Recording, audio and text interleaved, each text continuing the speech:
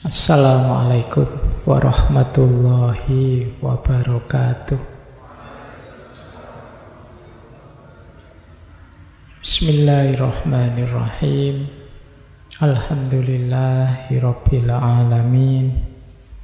Assalatu wassalamu ala asyrafil anbiya'i wal mursalin Sayyidina wa maulana Muhammadin wa ala alihi wa ashabihi wa man tabi'ahum bi ihsanin ila yaumiddin. Amma ba'du. Bismillah, mari kita lanjutkan lagi belajar bersama kita, ngaji filsafat kita setiap malam Kamis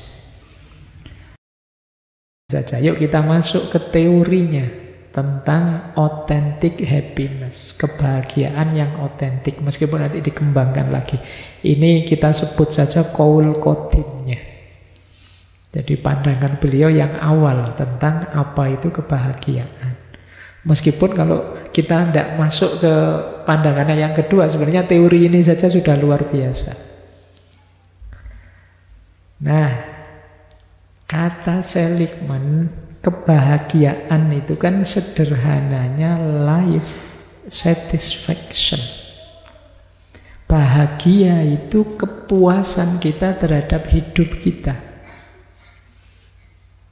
Mungkin kita kemarin-kemarin sulit mendefinisikan apa itu kebahagiaan. Sederhananya kalau versinya Seligman itu ya bahagia itu kita puas dengan hidup kita, sudah. Cirinya apa? 3 kata Seligman. Bahagia itu gabungan antara pleasure, engagement, and meaning. Maka untuk kita bahagia diawali dari pleasant life. Pleasant life itu hidup yang menyenangkan.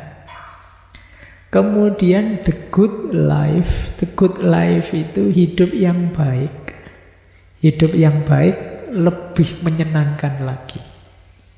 Kemudian puncaknya the meaningful life. Meaningful life itu hidup yang bermakna dan bertujuan. Ini yang paling menyenangkan, paling membahagiakan.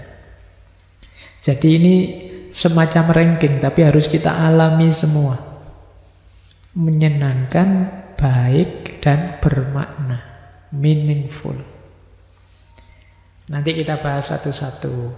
Hidup yang menyenangkan itu bisa kita cek. Coba sampean semua tanya ke dirinya masing-masing, saya sedang senang enggak? Itu namanya pleasant life. Senang Pak, saya gembira hari ini, belakangan ini. Oke. Pleasant itu temporer. Jadi sekarang, mungkin sekarang senang, tapi nanti begitu balik ke kos-kosan ya sumpek lagi. Nah, sekarang lupa sebentar, nanti ingat lagi, itu pleasant. Jadi hidup yang pleasure itu sangat naik turun. Nanti ada the good life. The good life itu pertanyaannya, apakah aku menjalani kehidupan yang menyenangkan? Kehidupan yang menyenangkan itu berarti secara umum hidupku ini menyenangkan. Meskipun kadang naik, kadang turun kegembiraannya, tapi secara umum memuaskan. Itu the good life. Ya saya kadang senang, kadang sedih Pak. Tapi ya Alhamdulillah hidup saya penuh anugerah, bahagia. Sekolah, kuliah ya tidak pernah tidak naik kelas. Kuliah kadang-kadang nilainya jelek, tapi ya tetap lulus. Alhamdulillah, itu good life. Saya hobi ini bisa saya salurkan. Secara umum saya bahagia, itu the good life. Tidak sekedar senang susah sementara. Ada yang lebih membahagiakan lagi, yaitu meaningful life. Meaningful life itu hidup yang tidak hanya menyenangkan bagimu, tapi juga kamu bisa berbagi kesenangan, berbagi kegembiraan ke yang lain. Kamu punya kontribusi untuk juga membantu yang lain bahagia. Ini yang disebut meaningful life.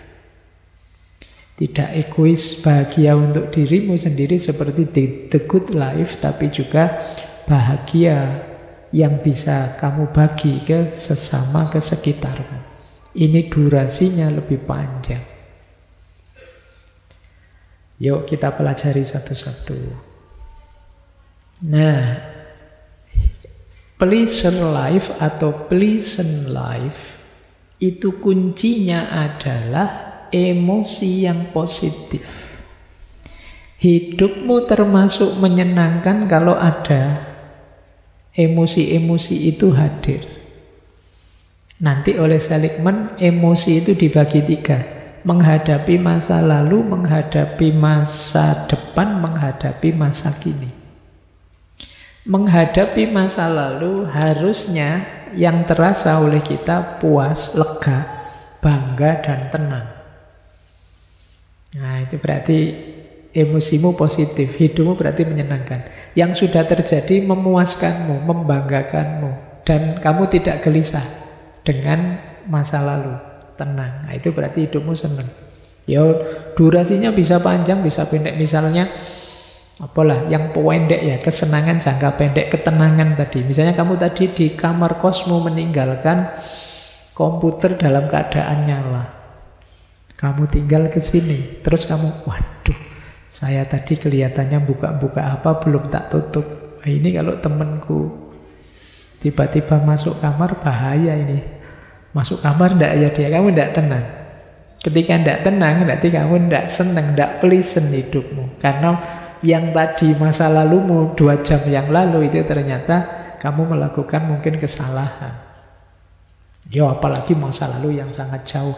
Coba ya saya dulu zaman SMA begini begitu, ada enggak ya? Kan kadang sering kita begitu. Wah coba saya sambung terus dengan teman yang itu, mungkin saya enggak jomblo sekarang ya. Nah, kamu sesali. Nah masa lalu legailah, puaskanlah, banggalah, dan tenanglah. Berarti hidupmu menyenangkan. Kalau untuk masa depan, emosimu adalah optimis, penuh harapan, percaya pada dirimu bahwa kamu bisa mencapai keinginanmu, kamu bahagia, sudah. Kalau untuk masa kini, kamu merasa bersyukur, merasa nyaman, dan merasa nikmat, merasa senang. Masa kini berarti saat ini kalian di masjid ini sedang ngaji, itu kan masa kini. Itu kalau kalian merasa nyaman, bersyukur, dan merasa asik, berarti hidupmu sedang mengalami kebahagiaan level pleasure. Kalau tentang masa depanmu kamu penuh harapan, optimis, berarti hidupmu tentang masa depan juga sedang pleasure.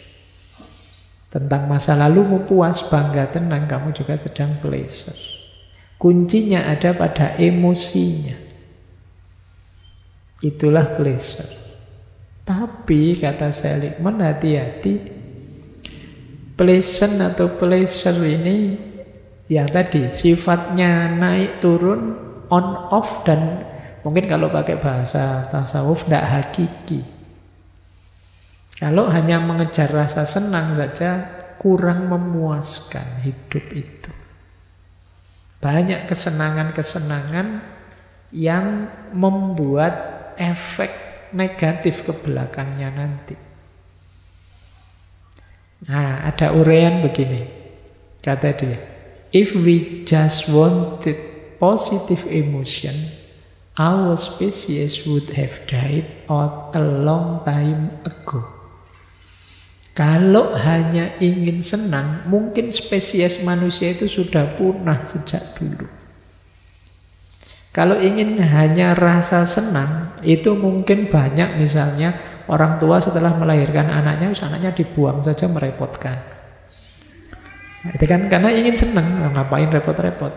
Kalau hanya ingin rasa senang, tidak ada orang mau berjuang capek-capek untuk target-target ke depan apa.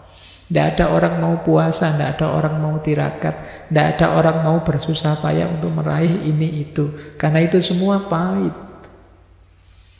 Tidak menyenangkan. Tapi kan hasilnya jauh lebih memuaskan untuk hidup yang tadi itu. Maka kok orang hanya mencari positive emotion, kesenangan tadi, mungkin manusia sudah punah. Tidak ada yang mau repot-repot. Masing-masing ingin memuaskan dirinya sendiri, habis sudah dunia ini. Apalagi sekarang banyak yang punya senjata-senjata pemusnah itu, kalau ingin, kamu main-main sama aku, langsung habis sudah. Manusia bisa punah kalau hanya mengejar kesenangan saja. Kalian juga bisa punah kalau hidupmu, targetmu hanya senang saja. Eksistensimu tidak akan lama. Sekarang kamu bisa senang-senang, tapi di belakang kamu bisa hilang dari peredaran. Karena tidak jadi sesuatu. Untuk jadi sesuatu ada proses, ada tahap yang biasanya tidak selalu menyenangkan. Bahkan ada satu ketika Seligman melakukan survei. Jadi dia ini membayangkan, misalnya kalau ada mesin yang bisa mempengaruhi otak kita, melahirkan emosi positif apapun. Kata Seligman, ketika saya menawarkan ini pada orang, saya bilang ke orang, kata Seligman, misalnya ada mesin seperti itu, jadi sampean diberi rasa senang terus oleh mesin itu, mau ndak? Seligman tanya begitu. Kata Seligman, ternyata sebagian besar orang tidak mau. Orang inginnya ya senang itu hasil upayanya sendiri, tidak sekedar rasa senang. Ya kayak kalian itu, milih mana? Kuliah beneran, lulus cum laude, atau kamu diberi saja rasa senangnya cum laude di kepalamu? Kamu kan tetap milih ya cum laude beneran, Pak. Maksudnya cuma rasanya saja, karena ya tidak seru. Kan yang kamu kejar rasa senangnya. Kalau ngejar rasanya saja, ya diberi rasanya saja, gimana? Itu jangan kasih contoh kawin ya. Ya, nanti kamu mesti larinya ke situ. Jadi, kalau cuma rasanya saja, apa kurang seru? Ya segala emosi itu enaknya ya kita terlibat langsung yang melahirkan emosi itu, tidak sekedar rasanya. Maka terus pleasure life harus naik kelas menjadi good life. Ini kebahagiaannya lebih panjang. Good life itu apa? Nah, ini mulai membaca kecil-kecil ini. Good life itu mewujudkan 6 kebajikan dan menghidupkan 24 kekuatan dalam diri kita. Kita itu, saya bilang tadi, makhluk potensial. Ada banyak sekali daya dalam diri kita. Kalau ingin hidup yang baik, jalankan 6 kebaikan itu, yang di masing-masing kebaikan ada beberapa kekuatan di baliknya. Jadi ini yang saya sebut tadi, ini lebih teknis, lebih praktis. Kebajikan pertama adalah kebajikan kebijaksanaan dan pengetahuan. Jadi wisdom and knowledge. Nah, ini dasarnya, hidup kita harus ada wisdom and knowledge. Kita punya 5 daya, 5 kekuatan untuk menghidupkan wisdom and knowledge. Yang pertama, rasa ingin tahu. Yang kedua, senang belajar. Yang ketiga, pikiran yang terbuka. Yang keempat, kreatif. Dan yang kelima, perspektif. Jadi agar hidup kita dipenuhi kebijaksanaan, dipenuhi ilmu dan pengetahuan, maka mari kita hidupkan karakter ingin tahu. Biasanya karakter ingin tahu itu ya nyambung dengan terus kita jadi senang belajar. Pertanyaan itu kan mengejar jawaban. Ingin tahu itu dilanjutkan dengan membaca, mendengarkan, mencari jawaban.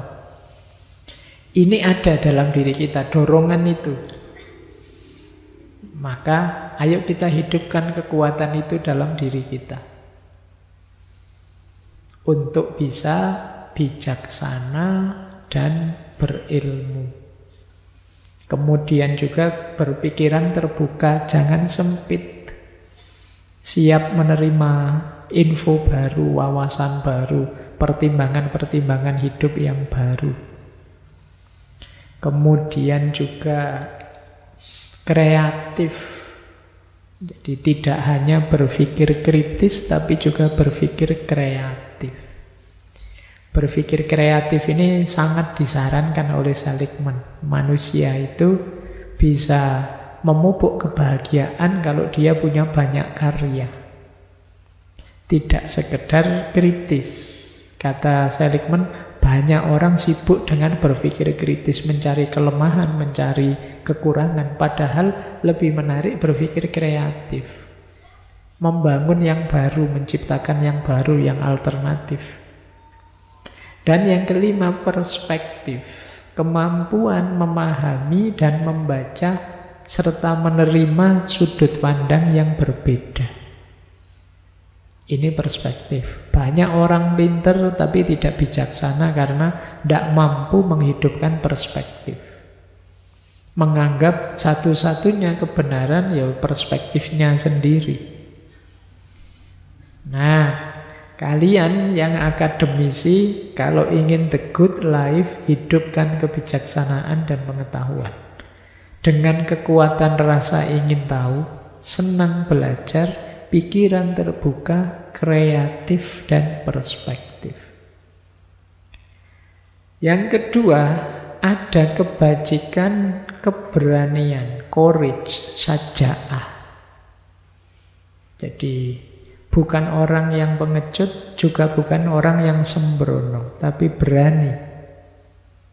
Keberanian juga nilai kekuatan pertama terletak pada sifat berani. Yang kedua, sifat gigih. Gigih itu ya persisten. Jadi sabar mengikuti proses. Itu gigih. Kemudian integritas. Jadi hidup yang mengikuti nilai-nilai, menghidupkan nilai-nilai dalam diri kita. Dan vitalitas. Vitalitas itu semangat. Yang muda-muda harusnya vitalitasnya masih tinggi. Harus semangat. Yang muda jangan lemes. Kalau lemes ya kalian tidak akan menikmati good life. Jadi di antara hidup yang baik, yang memuaskan itu diwarnai dengan keberanian. Yang ketiga, kebajikan cinta dan kemanusiaan. Ada 3 kekuatan di situ, kekuatan kebaikan, kekuatan cinta, dan kecerdasan sosial. Ini berhubungan dengan relasi kita dengan orang lain, kalau itu kecerdasan sosial. Lanjut, keadilan. Keadilan itu nanti kalau di Seligman berhubungan dengan citizenship, kewargaan, berhubungan dengan fairness, ketidakberpihakan, fair, dan kepemimpinan. Kemudian sederhana. Nah ini sederhana ini kalau di Jogja paling mahal sebenarnya. Ya. Oke. Kesederhanaan berhubungan dengan self-regulation, kebijaksanaan, rendah hati, memaafkan, dan mengasihi. Dan yang terakhir, spiritualitas dan transendensi. Spiritualitas dan transendensi itu ada 5 kekuatannya. Kekuatan estetik, apresiasi keindahan, kekuatan rasa syukur, kekuatan harapan, kekuatan spiritualitas. Jangan lupa yang terakhir, kekuatan humor.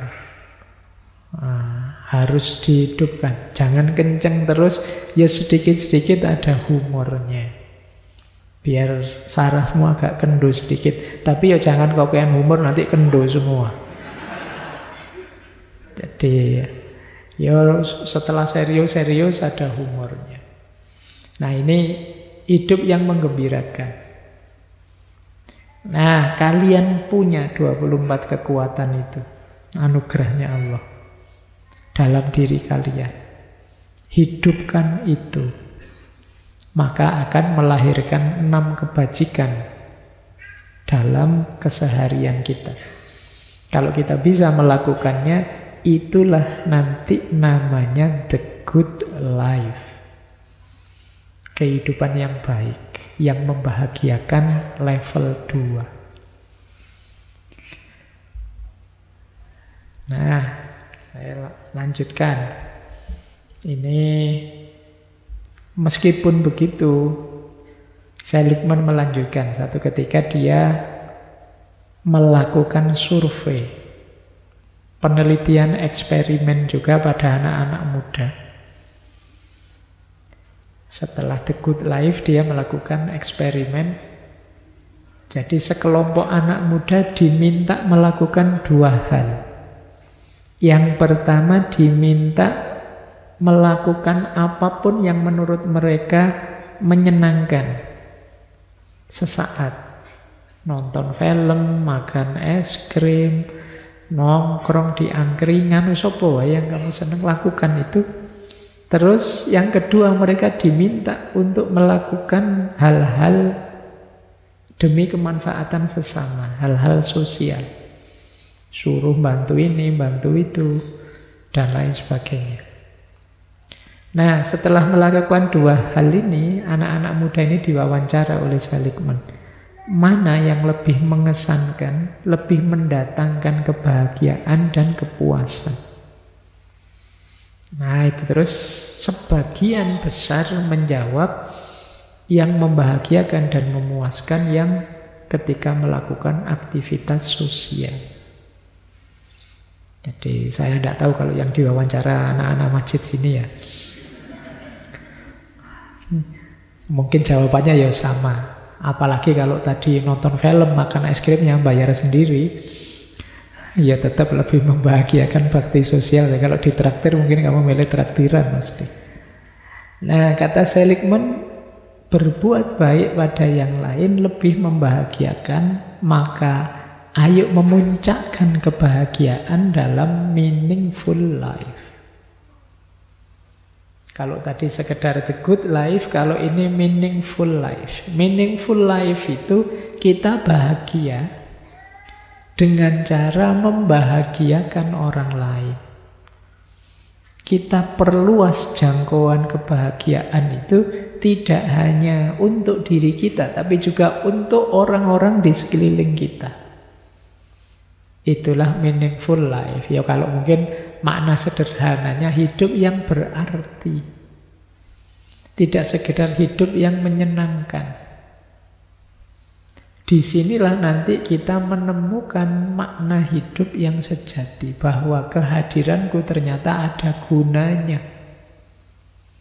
Kesadaran bahwa kehadiranku ada gunanya ini penting. Banyak orang yang merasa hampa.